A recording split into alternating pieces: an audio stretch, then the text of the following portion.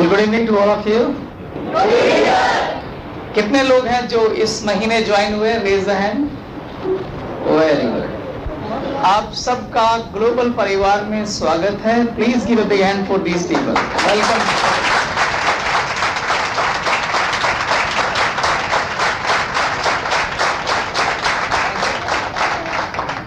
मैं आज एक बहुत सिंपल टॉपिक पे बात करने आया हूं। जब हम लोग ग्लोबल कोलैबोरेटर में अपनी सफलता की यात्रा शुरू करते हैं तो सभी डिस्ट्रीब्यूटर्स का एक ही मकसद होता है, क्या? कि हमारे नेटवर्क में ज्वाइनिंग्स आनी चाहिए, लोग जुड़ने चाहिए। जब हम किसी गेस्ट को इंट्रोड्यूस करते हैं, 5 स्टेप हैं जो हमारा गेस्ट जिनसे होके गुजरता है और फाइनली सेल में कन्वर्ट होता है। पहला स्टेप क्या है? अप्रोच, यानी जब आप उसे इन्वाइट करते हैं। इन्वाइट करने के बाद वो सेमिनार देखता है। सेमिनार देखने के बाद उसका क्लोजिंग होता है। क्लोजिंग के बाद आप उसको फॉलो करते हैं, यानी उसका फॉलोअप होता है और उसकी ज्वाइनिंग आती है। पहला स्टेप इसमें क्या है? अप्रोच, यानी कि इनविटेशन। 5 स्टेप में सबसे इंपॉर्टेंट स्टेप अप्रोच ही है, because first impression is last impression. अगर अप्रोच अच्छा है तो 4 स्टेप अपने आप अच्छे हो जाएंगे। और नए डिस्ट्रीब्यूटर्स को सबसे पहले यही सीखना होता है, हाउ टू अप्रोच या हाउ टू इनवाइट।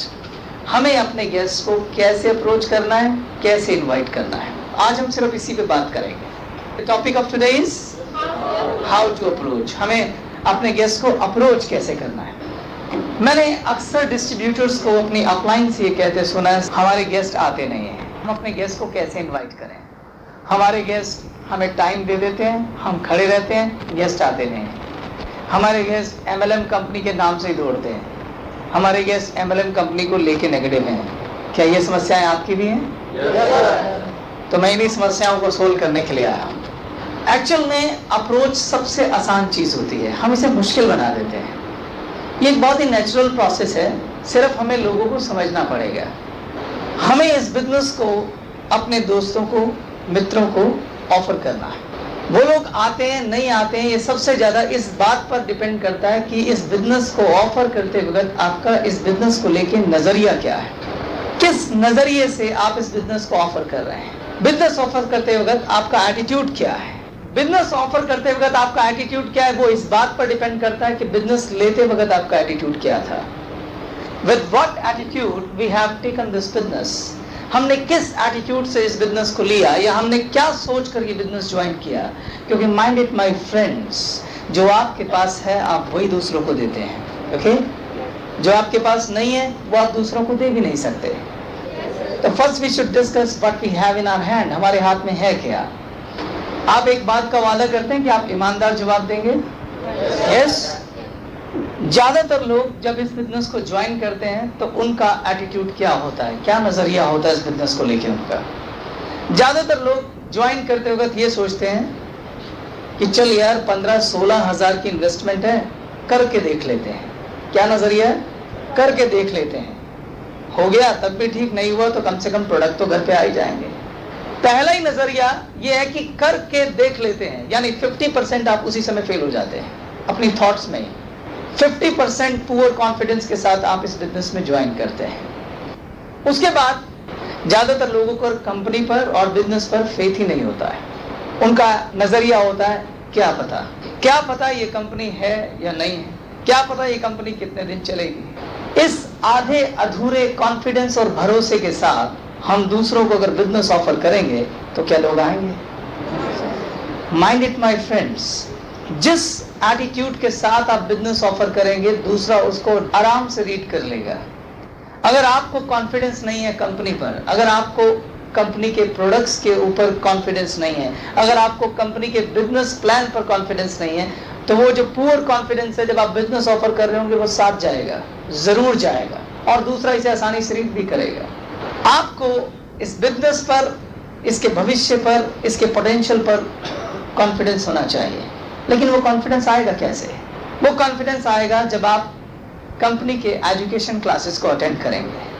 आपको सारी क्लासेस अटेंड करनी चाहिए, आपको कंपनी को समझना चाहिए, देखना चाहिए कि कंपनी प्राइवेट लिमिटेड है या नहीं है तो उसका रजिस्ट्रेशन नंबर क्या है, क्या कंपनी सेल टैक्स दे रही है, क्या कंपनी कानूनी तौर पे सही चल रही है? कंपनी को चलाने वाले कौन लोग हैं? क्या उनके पास उतना एक्सपीरियंस है कि वो कंपनी को दूर तक ले जा पाए?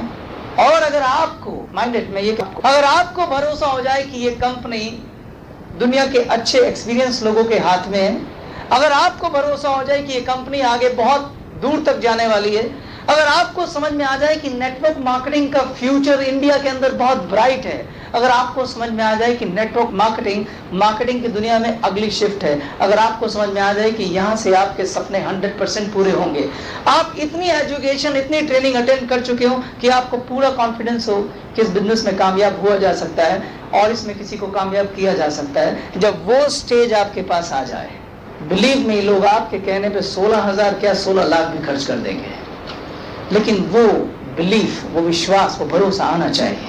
आएगा कैसे?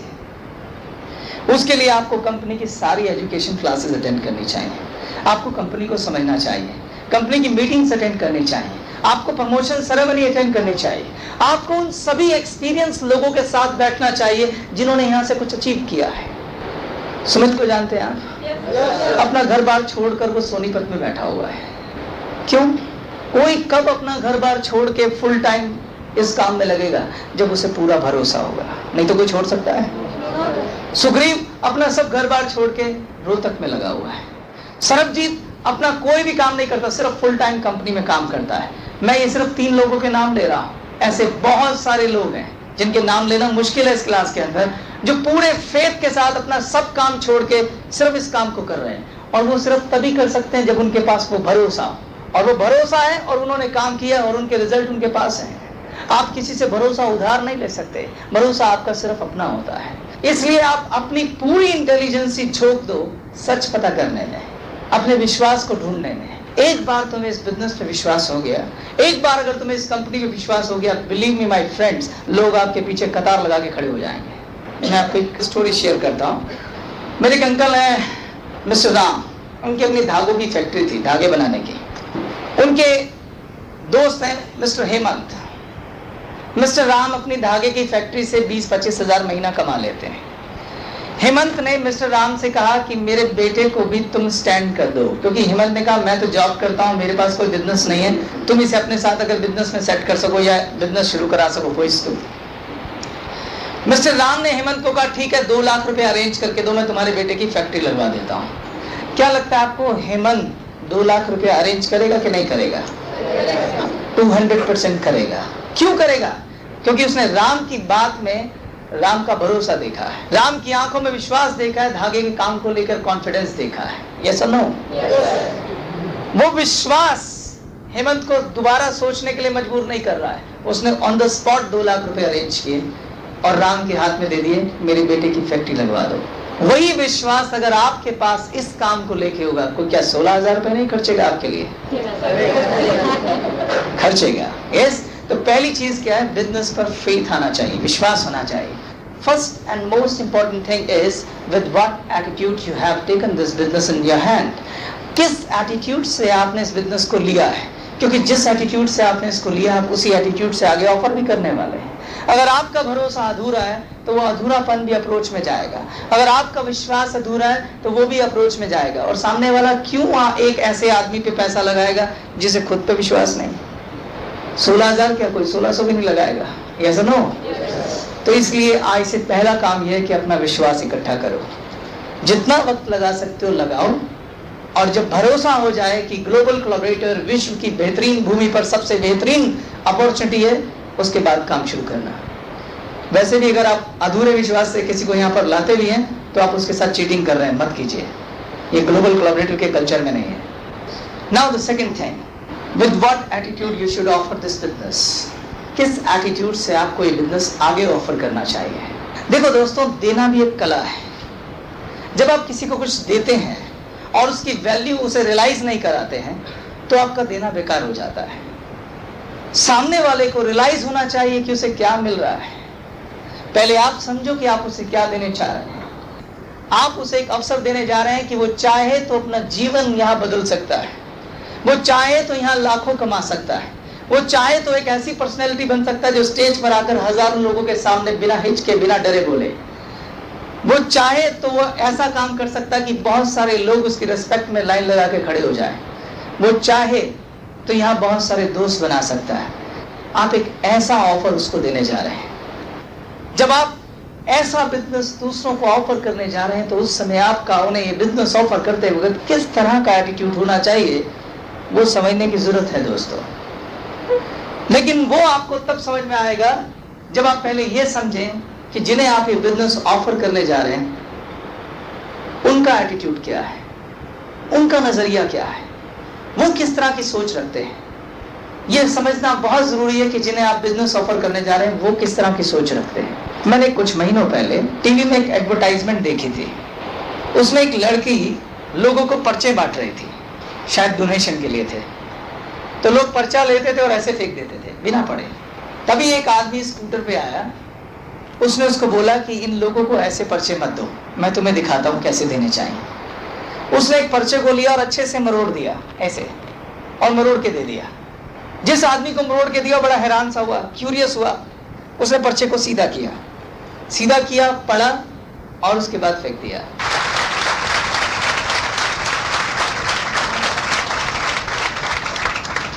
बाहर जो लोग हैं इन्हें आप कोई चीज सीधे तरीके से, आसान तरीके से देंगे, इन्हें हजम नहीं होता।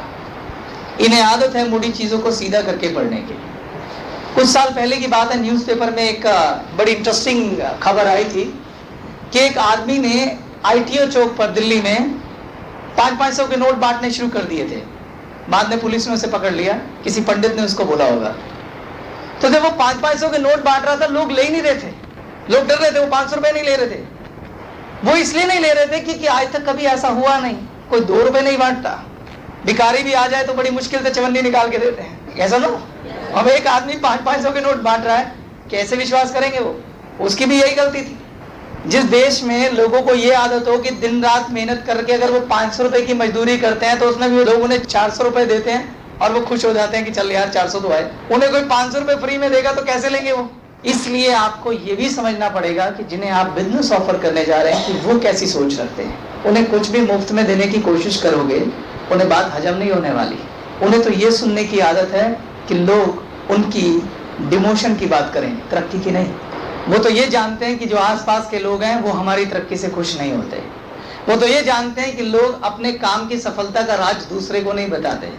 वो तो ये जानते हैं कि अगर आप किसी को कहेंगे कि मुझे भी कहीं काम पे लगवा दो तो वो कोशिश करेगा कि कभी काम पे लगे ही ना। उन्हें आप जाके बोलें कि आपके लिए बड़ा शानदार बिजनेस है, आओ तुम्हारी जिंदगी बदलें, तो उनके लिए तो एक हैरान करने वाला स्टेटमेंट है ना। इसलिए समझना पड़ेगा कि वो क्या सुनना चाहते हैं। एक गांव में एक किसान था, उसका नाम था रामलाल। रामलाल जब अपने खेतों में हल चला रहा था तो उसका हल एक मेटल यानी धातु से टकरा गया। जब धातु से टकराया तो उसने वहां पे खुदाई शुरू की। जब खुदाई शुरू की तो क्या देखता है कि वहां तो एक सोने की खान है। उसने सोचा कि इससे पहले कि राजा को पता चले मैं अपने लिए पहले सोना निकाल लेगा। वो जितना सोना निकाल सकता था उसमें से उसने निकाला। रामलाल एक अच्छा आदमी था। उसने सोचा कि मुझे अपने जो क्लोज लोग हैं, जो बहुत करीब के लोग हैं, रिश्तेदार, मेरे चाचा, मेरे ताऊ, मेरे सगे संबंधी और मेरे प्यारे दोस्त, मैं उनको भी ये सोना दे देता हूँ। उसने उनको बुलाया और उन्होंने भी बड़ा सारा सोना निकाला। वो भी चले गए निकाल के, लेकिन वो तो सोने की खान थी, अथाह सोना था उसके अंदर।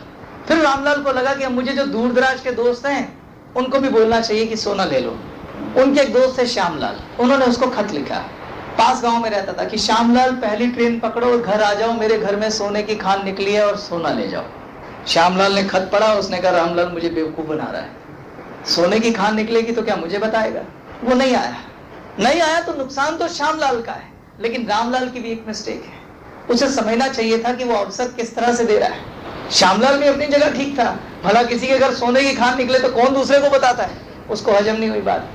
हमें भी यही करना है। ये हम जानते हैं कि ग्लोबल कोलैबोरेटर सोने की खान है, ये हमने महसूस किया है। आप दूसरों को कैसे महसूस कराएंगे, ये थोड़ी समझदारी वाला मामला है। अगर आप सीधा सीधा किसी को कहेंगे हमारे पास सोने की खान है, आओ सोना ले जाओ, उन्होंने ऐसे स्टेटमेंट कभी नहीं सुने। अगर रामलाल ने श्यामलाल से ये कहा होता कि श्यामलाल पहली ट्रेन पकड़ो, यहाँ आ जाओ, घर में हमारे खुशी है या हमारे बेटे की सगाई है, तुम जल्दी आ जाओ, वो आ जाता उसे कहता ये लो सोने की खान, सोना ले जाओ। देख के तो विश्वास आ ही जाता ना उसको। ठीक इसी तरह से आपको भी अपने गेस्ट को यहां तक बुलाना है, यहां बुलाना है, और उसके बाद जब वो यहां आएगा उसे अपने आप समझ में आ जाएगा कि ये सोने की खान है और वो आपके साथ जुड़ जाएगा।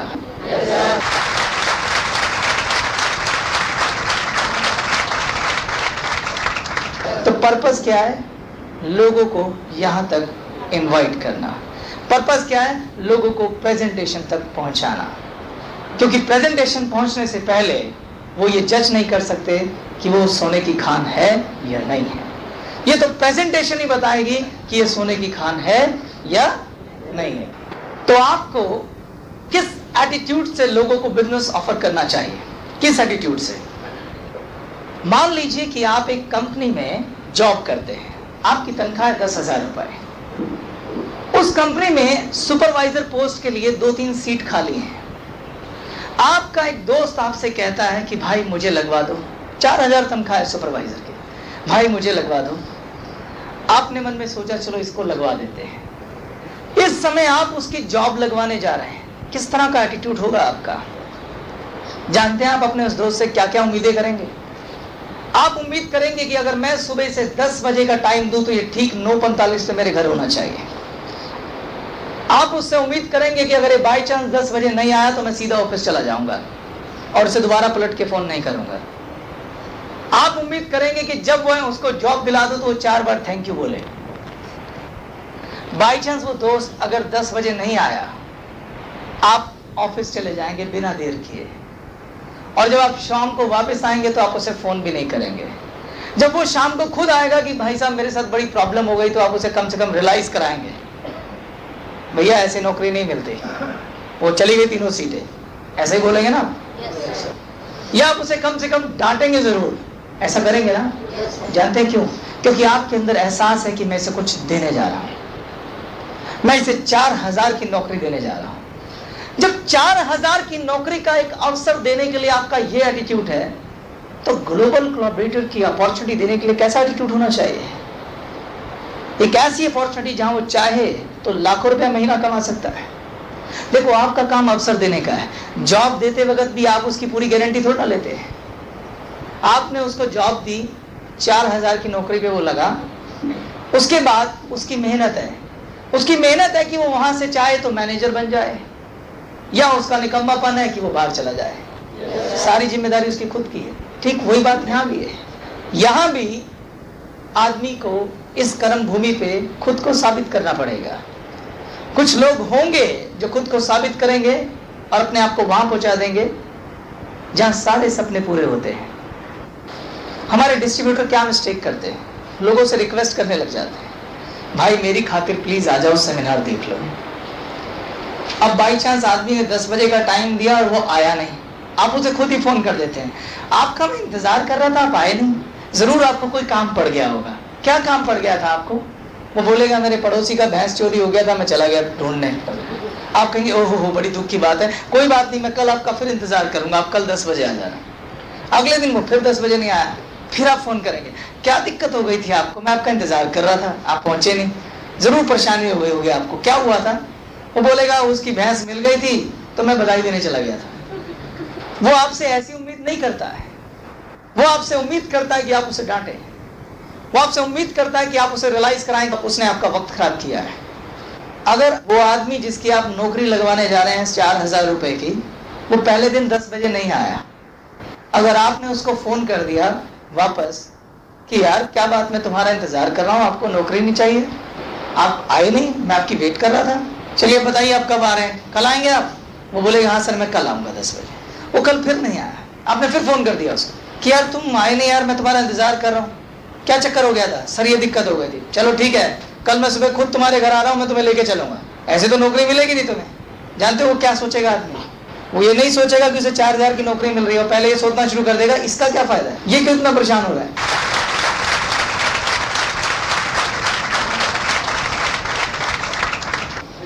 आपको समझना पड़ेगा कि ये लोग कैसे सोचते हैं।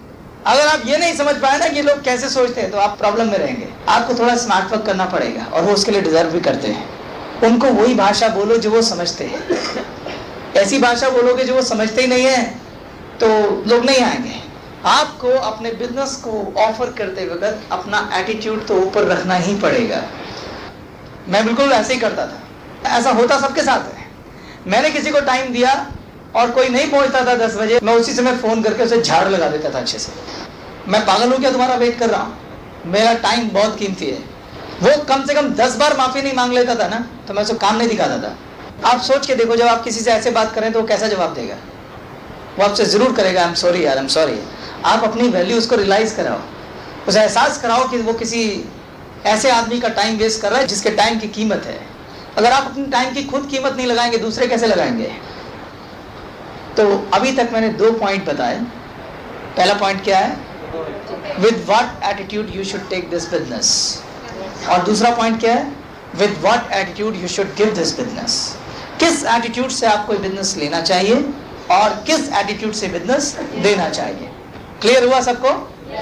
अब मैं आता हूं इस एटीट्यूड के साथ अब हम अपने दोस्तों को कैसे इनवाइट करेंगे। आप सब लोगों ने लिस्ट तो बनाई होगी, बनाई लिस्ट सबने? इस बिजनेस में लिस्ट बनाना बहुत जरूरी है। इस बिजनेस में जितने भी सफल लोग हैं वो लोग हैं जिनके पास बड़ी लिस्ट थी। आपको याद होगा आपने अपनी लिस्ट को 4 पार्ट में तोड़ा था। Number 1 hot market, number 2 warm market, number 3 cold market और नंबर 4 फ्रेश मार्केट। सबसे पहले मैं आता हूँ हॉट मार्केट पर। हॉट मार्केट और वार्म मार्केट ऐसी होती हैं जिसमें आपकी पर्सनल इमेज का बहुत बड़ा रोल होता है। अगर आपकी अपने दोस्तों और अपने रिश्तेदारों में इमेज अच्छी है तो आपके लिए काम आसान हो जाएगा। अगर वहाँ पर इमेज ऐसी है कि ये आदमी बहुत चालू है, टोपी घुमाता है, इधर से उधर करता है, तो काम मुश्किल हो जाएगा। क्योंकि ये वो लोग हैं जो आपके करीब हैं और आपको अच्छे से जानते हैं। कौन? Hot market and warm market. इस बिजनेस में वो लोग जो इनोसेंट होते हैं, उनकी ये इमेज है कि ये तो सीधा आदमी है, वो जल्दी कामयाब हो जाते हैं। क्योंकि जब वो किसी को बोलता है ना कि आओ तुम्हें काम दिखा के लाता हूँ, लोग उस पर विश्वास करते हैं कि कम से कम ये किसी को धोखा नहीं दे सकता। लेकिन जो लोग चालू होते हैं, पैसे लेके लौटाते नहीं हैं, इधर का माल उधर कर देते हैं, तो जब वो किसी को बुलाते हैं लोग पहले से शक की निगाह से देखने लग जाते हैं, फिर टोपी घुमाने जा रहा है। तो इस मार्केट में आपकी इमेज और रिलेशनशिप पर बहुत डिपेंड करता है कि ये लोग ज्वाइन करेंगे कि नहीं करेंगे। कोल्ड मार्केट और फ्रेश मार्केट आपको ज़्यादा जानती नहीं होती, इसलिए इनका ज्वाइन करना इस बात पर डिपेंड करता है कि आपकी प्रेजेंटेशन कैसी है, आप कितनी अच्छी प्रेजेंटेशन लेते हैं, कितना अच्छे एटीट्यूड से आप उन्हें इनवाइट करते हैं, आपका बोलने का तरीका क्या है, आंखों में कॉन्फिडेंस है कि नहीं। ये सब चीज़ों पे मैटर करती है क्या? कोल्ड मार्केट और फ्रेश मार्केट। तो अब मैं हॉट मार्केट और वार्म मार्केट पे आता हूँ। पहले इसको समझो। जब मैं MLM करता था, मैंने हॉट मार्केट में अपने मासी के बेटे को इंट्रोड्यूस किया था। मेरा बहुत अच्छा रिलेशन था उसके साथ। पहली बार समझो हॉट मार्केट होती क्या है। हॉट मार्केट में वो लोग आते हैं जिन्हें अगर आप आधी रात को भी आवाज दें तो वो आपके लिए खड़े हो, यानी आपके सबसे ज्यादा करीब, जो आप पे सबसे ज्यादा विश्वास करते हैं और जिन पर आप सबसे ज्यादा विश्वास करते हैं। मेरी हॉट मार्केट में मेरी मासी का बेटा। हॉट मार्केट को इन्वाइट करने के लिए कोई रूल नहीं बना। मैंने जब अपनी मासी के बेटे को इन्वाइट किया था तो मैंने सिर्फ इतना किया था, मैंने शाम को स्कूटर उठाया और सीधा उनके घर चला गया। सीधा घर गया, मैं बहुत एक्साइटेड था, मेरा विजन पूरी तरह से क्लियर था और बिजनेस से बहुत कॉन्फिडेंस था। मैं समझ चुका था कि आने वाले टाइम का बिजनेस है। मैंने कहा भाई, ये भाई जल्दी कमरे में आ। कहता क्या हुआ? मैंने कहा बहुत अल्टीमेट काम देख के आया हूँ, अगर हम दोनों मिलकर करेंगे ना लाखों छाप सकते हैं, लेकिन मैं चाहता हूँ कि मिलके करें। कहता काम क्या? काम तो बता। मैंने कहा काम नहीं बताऊंगा, चलना पड़ेगा कल। कहता नहीं पहले काम बता। मैं कहा मुझे भरोसा है कि नहीं है? कहता है। मैंने कहा फिर कल चलना पड़ेगा। कल तू दुकान पे नहीं जाएगा, मेरे साथ चलेगा, बस ये समझ ले कि काम बहुत बढ़िया है। उसने मेरे को थोड़ा सा प्रेशर दिया। मैंने बोला देख चलना है कि नहीं चलना है, काम वहीं बताऊंगा। क्योंकि मैं भी अनाड़ी था तो मैंने ऐसी अप्रोच की थी सीधा। वो बंदा रेडी हो गया। अगले दिन उसने जाके मेरे साथ सेमिनार देखा और उससे नेक्स्ट डे उसने ज्वाइन भी कर लिया था।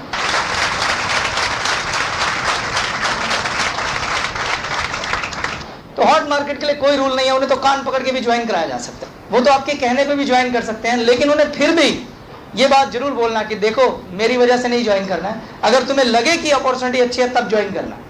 क्योंकि अगर उन्हें ये एहसास नहीं होगा कि अपॉर्चुनिटी कैसी है, खाली आपकी खातिर ज्वाइन कर लेंगे तो वो काम नहीं कर पाएंगे और बाद में आप पे एहसान भी रखते रहेंगे। इसलिए उन्हें भी रियलाइज करा के ज्वाइन कराना है।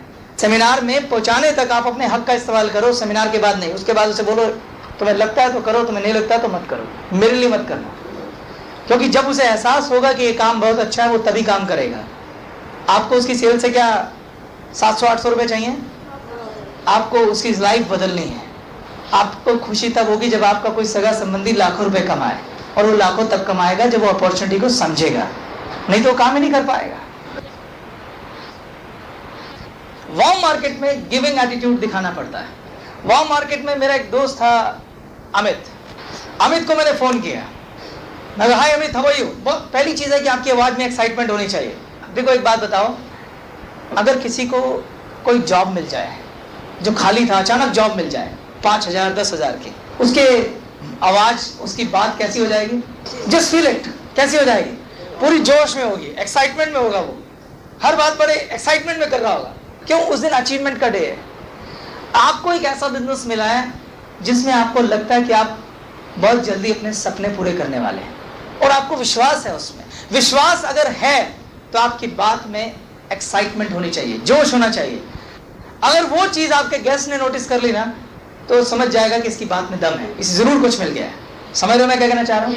और आप अगर डर डर के बोल रहे हैं, और डर डर के आप तब बोलेंगे जब आपने बिजनेस ठीक से एक्सेप्ट ही नहीं किया, तो वो भी वो नोटिस कर जाएगा। तो मैंने अमित को सीधा फोन किया और मैंने बड़ी एक्साइटमेंट बोला, मैंने कहा हाय अमित, क्या कर रहा है? कहता कुछ नहीं, खाली हूँ। मैं कितना सैलरी है तेरा? कहता 8,000। मैंने कहा एक ऐसा काम देखा है तेरे लिए कि तू कम से कम 20,000 में महीना कमा सकता है, और तू कमा सकता है, मैं जानता हूँ, वो तेरे लिए बिल्कुल फिट है। मैंने कहा अगर करना है तो बता। जब मैंने उसको ये बात बोली तो वो थोड़ा एक्साइटेड हुआ, क्योंकि मेरी आवाज में पहले एक्साइटमेंट थी कि काम क्या, कैसे है, बताओ तो सही।